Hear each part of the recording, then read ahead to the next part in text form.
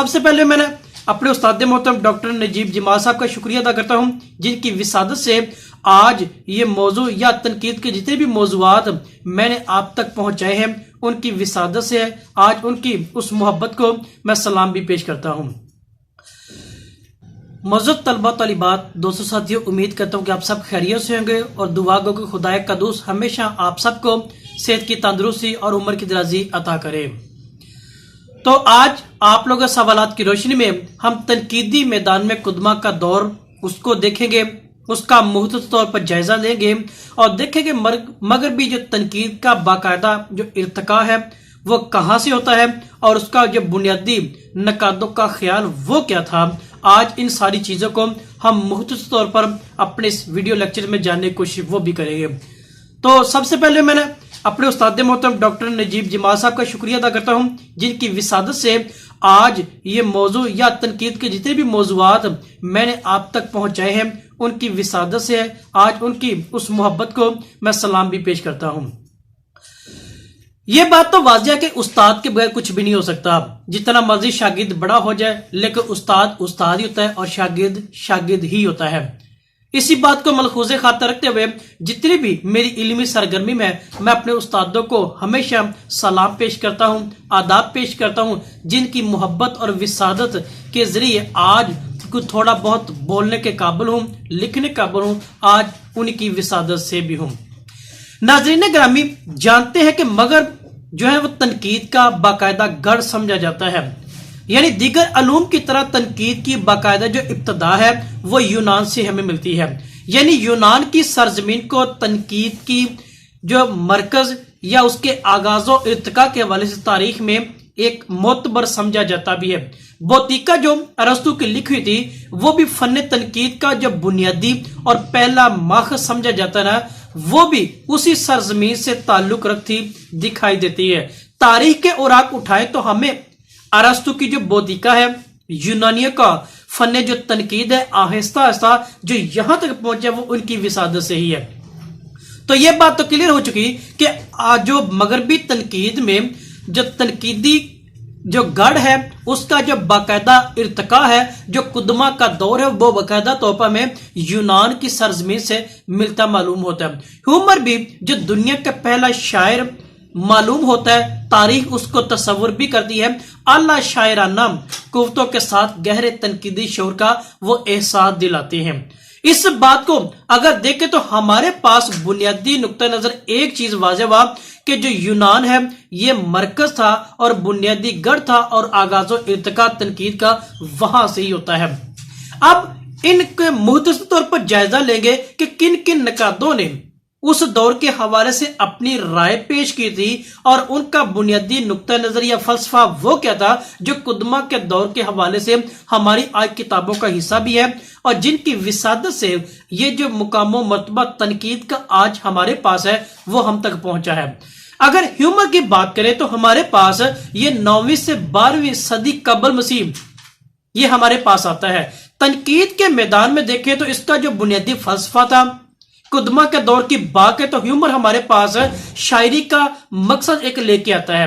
اس کے مطابق شاعری کا جو بنیادی مقصد وہ لطف ہے جو ایک جادو سے پیدا ہوتا ہے، یعنی اس کا بنیادی نقطہ نظر بیان کرنا تھا کہ شاعرانہ قوت کو الہامی قرار دینا۔ وہ کہتا تھا جو شاعرانہ قوت کیا ہے، یہ الہامی قوت ہے، یہ دیوتاؤں سے منسوب کرتا تھا، یہ دیوتے کی خاص قوت ہوتی تھی جن کی وسادت سے وہ الہامی یا الہیاتی جو تصور تھا ہیومر کے نزدیک ہمارے سامنے آتا ہے۔ تو وہ کیا اس کو دیوتاؤں سے منسوب کرتا تھا جن کی مدد سے دعا کا پہلو اور مدد کا پہلو ہمارے سامنے اس بندے کے نظریے کے مطابق سامنے آتا ہے۔ قدمہ کے دور میں جو سب سے اہم جو چیز ہمارے پاس ہیومر کے نقطہ نظر کے مطابق شاعری کا ہے، مقصد لطف ہے۔ اس کے نزدیک جو تخلیق ہے نا یہ ایک ایسا عمل ہے۔ اب لطف لینے کے اعتبار سے وہ بات کرتا ہے کہ تخلیق ایک ایسا عمل ہے جو معمولی چیزوں کو بھی غیر معمولی اور اصل سے زیادہ حسین یا خوبصورت بنا کر سامنے لے کے آتی ہے. یعنی جب نقل کی نقل کی جاتی ہے یا تو وہ اصل سے بھی زیادہ خوبصورت ہوتی ہے. اس کا نقطہ نظر یہی بیان کرنا ہے. یعنی یہی بنیادی معیار اس کے مطابق تنقیدی شعور کا ہے جس سے تخلیق کو پرکھا جاتا ہے. تو اس اعتبار سے ہیومر کا نقطہ نظر ہمارے پاس آ گیا. اب 8ویں جو صدی قبل مسیح کی باقی تو ہمارے پاس ہیسڈ ایک نقاد ہمارے سامنے آتا ہے جو اس کے بعد یا اس کے دوران کا ملتا ہے. اس کا جو دور ہیومر کا 9ویں سے 12ویں صدی قبل مسیح کا اور اس کا کہ 8ویں صدی قبل مسیح یعنی اس کے دور کا یہ تقریباً ہمیں ملتا ہے. تو اس بندے کے بقول دیکھیں تو بنیادی شاعری کا منصب وہ الہامی درس دینا ہوتا ہے. اب دیکھیں تو پہلی چیز ہم نے کیا دیکھی, ہیومر کے مطابق وہ دیوتاؤں سے منسوب کرتا ہے یعنی الہامی قوت قرار دیتا ہے.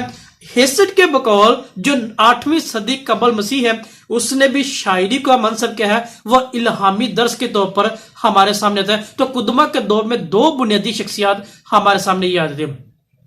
تیسری جو عام چیز ہمارے پاس وہ آتی ہے وہ پنڈار کی آتی ہے یعنی 518 سے 442 قبل مسیح کا جو دورانیہ ہے اس میں ہمیں ایک بندہ پنڈار ملتا ہے.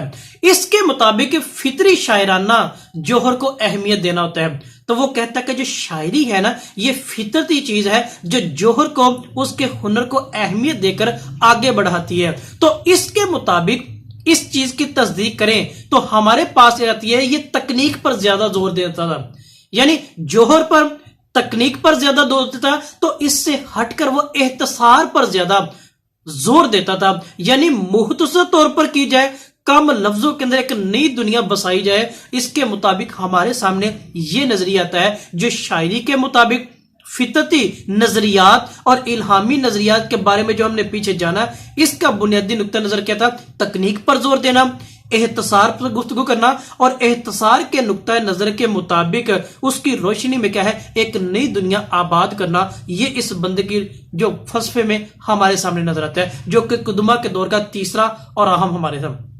اس کے بعد چوتھا ہمارے سامنے تھا وہ جورجیس آتا ہے یعنی 485 سے لے کر 380 قبل مسیح کا یہ دورانیہ اس بندے کا ہمیں قدمہ کے دور میں اہم ملتا ہے. اس کے علاوہ بے شمار اور بھی چھوٹے جو ضمنی ہمارے سامنے آتے ہیں لیکن اہمیت کے اعتبار سے زیادہ ہمارے پاس یہ بندے آتے ہیں. جو چوتھے نمبر ہمارے پاس آ گیا وہ جورجیس کا ہے یعنی اس کے مطابق دیتا ہے شاعری کو عروضی نظام کی ایک شکل وہ دیتا ہے اور کہتا ہے کہ سامعین کو متاثر کرنا اور ان کو ترغیب دینا بنیادی جو مقصد وہ شاعری کا ہوتا ہے. یعنی ان کے اندر وہ انکریج کرنا, ان کے اندر وہ بیداری شعور پیدا کرنا اور وہ علم عروض نظام جو ہمارے پاس ثابت ہے اس کے مطابق عروضی نظام کی ایک شکل اور حیت ہمارے سامنے لے کے آتا ہے جو جورجیس کا بنیادی نقطہ نظر اور فلسفہ تھا. عزیز طلبہ طالبات, اس مختصر قدمہ کے دور پر ہم نے غور کیا اور 4 اہم شخصیات کے بارے میں جانا جن کا بنیادی نقطہ نظر قدمہ کے دور کے اور مغربی تنقید کے آغاز و ارتقاء میں ہمیں بڑی اہمیت اور افادیت سے ملتا ہے. ایسے ساری صورتحال کو دیکھیں تو یہ تنقید ہمارے سامنے آتی ہے. اب تنقید کا مختصر طور پر مطلب لے لیتے ہیں کہ تنقید ہوتی کیا ہے. یہ جتنی بھی ہم نے باتیں کی ہیں, جتنے بھی فلسفہ جات ہمیں ملی ہیں تو وہ تنقید کا مرکزی لب لباب ہے. تو اب سمجھنا لازم ہو جائے کہ تنقید ہے کیا چیز. تو کہا جاتا ہے کہ کسی بھی فن پارے کے بارے میں رائے دینا, کوئی نقطہ نظر قائم کرنا, کوئی وضاحت دینا کہ فن پارہ کس طرح کا ہے یعنی مختلف فن پاروں سے اس کا مقابلہ کرنا, موازنہ کرنا اور باہمی فرق کا اظہار کرنا بنیادی طور پر ہمارے پاس تنقید کے زمرے میں آتا ہے یا اس کو تنقید کہہ سکتے ہیں. عام طور پر ہم یہ تنقید کا لفظ عربی زبان سے بھی دیکھتے ہیں یعنی نقد سے اخذ ہوا ہے جس کا مطلب ہے کھرے اور کھوٹے میں فرق کرنا. تو یہاں پہ بھی ہمیں موازنہ کے طور پہ آ چکا ہے کہ ہم نے کیا کرنا, فن پاروں کے مابین باہمی مقابلہ اور موازنہ کرنا ہوتا ہے. تو اب ان ساری چیزوں کو دیکھیں جو ہم نے مختصر طور پہ گفتگو کی ہے تو ساری چیزوں کا لب لباب میں تنقید کے زمرے میں آتا ہے اور قدمہ کا دور ہمیں اس بات سے نشاندہی کرواتا ہے کہ اس کا آغاز و ارتقاء اور اس وقت کے جو نقادوں نے اپنی رائے کس انداز میں پیش کی تھی یہ مختصر طور پر جانی اور پہچانی بھی ہے. معزز طلبہ طالبات, آج ہم نے اپنے استادوں کی وسادت سے اس بات کو جاننے کی کوشش بھی کی ہے. یہاں تک آپ کا کوئی سوال ہو, کوئی بات آپ کو سمجھ نہ آئی ہو تو بلا جھجک سوال کیجیے گا.